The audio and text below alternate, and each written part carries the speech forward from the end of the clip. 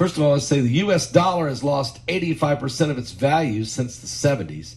And when the dollar decoupled from gold, and the government seems bent on continuing that tradition. From now until after the election, the government can print as much money as they want. The last time they did that, inflation went up 9%. Gold is the one asset that is proven to withstand inflation. It's a biblical currency, 5,000 years. You can invest in gold with noblegoldinvestment.com. That's www.noblegoldinvestment.com. And if you will also get this 24 karat, 1/4 of an ounce gold standard coin for free. A 24 karat, 1/4 of an ounce gold standard coin they will send you for free. Simply go to noblegoldinvestment.com now. noblegoldinvestments.com. Go there now. The only gold company that we can trust. Guys, set up a gold IRA. Find out all about it at noblegoldinvestment.com. The U.S. Fifth Fleet has reported that an Iranian warship engaged in firing upon an oil tanker near the coast of Oman before leaving the scene upon the arrival of U.S. naval forces. The incident took place early on Wednesday, with Iranian warships making attempts to seize 2 commercial tankers.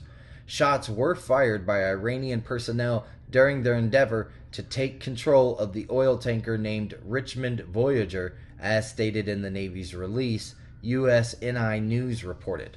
Now, in response to the attempted seizure, USS McFall and surveillance assets, including an MQ-9 Reaper drone and Navy P-8A Poseidon Maritime Patrol aircraft, were deployed. The Iranian Navy's first target was the oil tanker TRF Moss, flying the Marshall Islands flag at approximately 1 a.m. local time. Upon the arrival of USS McFall, the Iranian Navy vessel departed. 3 hours later, another Iranian Navy vessel made an attempt to intercept Richmond Voyager, which sailed under the flag of the Bahamas. Richmond Voyager was in international waters over 20 miles off the coast of Muscat, Oman, when it was approached by the Iranian Navy. Once again, the Iranian Navy vessel departed when USS McFall arrived on the scene. The oil tanker sustained no significant damage from the gunfire. Although some rounds hit the tanker's hull near the crew's living spaces, there were no reported injuries. This is according to the release. Now, according to the British maritime security firm Ambry, the Iranians radioed the tanker and instructed it to stop. When the tanker did not comply, the Iranians resorted to firing their weapons. Hunter Biden is actively working to address the legal matters surrounding him prior to his father's re-election campaign gaining momentum. However, House Republicans are determined to continue their investigations with the aim of tarnishing President Biden through his son.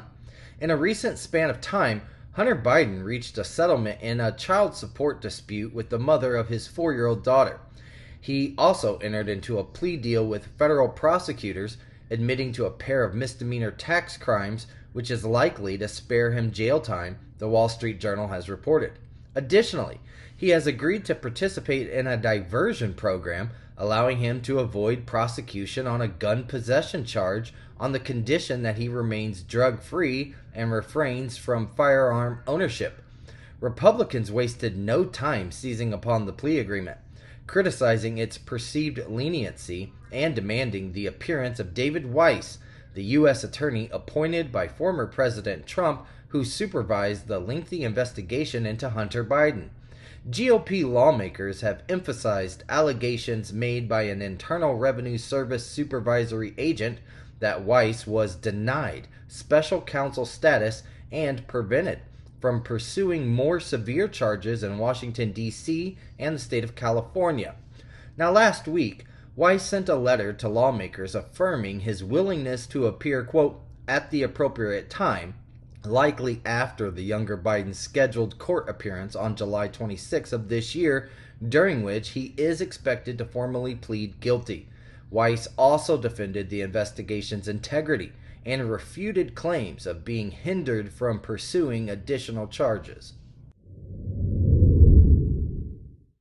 Representative Tim Burchett, a Republican from Tennessee, strongly believes that unidentified flying objects, also known as UFOs, warrant greater attention and that both Congress and the general public deserve to be informed about them. In an interview with the Washington Examiner, Burchett expressed his concerns regarding the presence of uncontrolled objects in our military airspace, stating that it is a matter of significance. He referenced the testimony of Sean M. Kirkpatrick, who is the director of the Department of Defense's All-Domain Anomaly Resolution Office, who revealed in April to the Senate Armed Services Committee that the DoD was actively monitoring over 650 potential cases of unidentified aerial phenomena, also known as UAPs.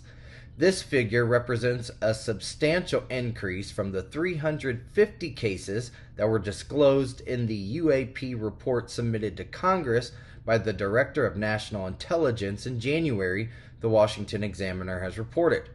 Now, while some of his colleagues may dismiss UFOs as trivial, Burchett emphasizes that he considers the subject to be of paramount importance. The upcoming Saturday will mark the 76th anniversary of the Roswell incident in New Mexico, an event that continues to be shrouded in mystery. In 1947, a rancher reported seeing a, quote, flying disc to the sheriff, which was located approximately 100 miles from Roswell Army Airfield. Now, the following day, a press release was issued stating that the U.S. Army Air Forces had recovered, quote, a flying saucer from the property. Subsequently, the military claimed that the debris from a crashed weather balloon. Even a 3/4 of a century later, though, fascination and enigma continue to surround the story of the Roswell incident.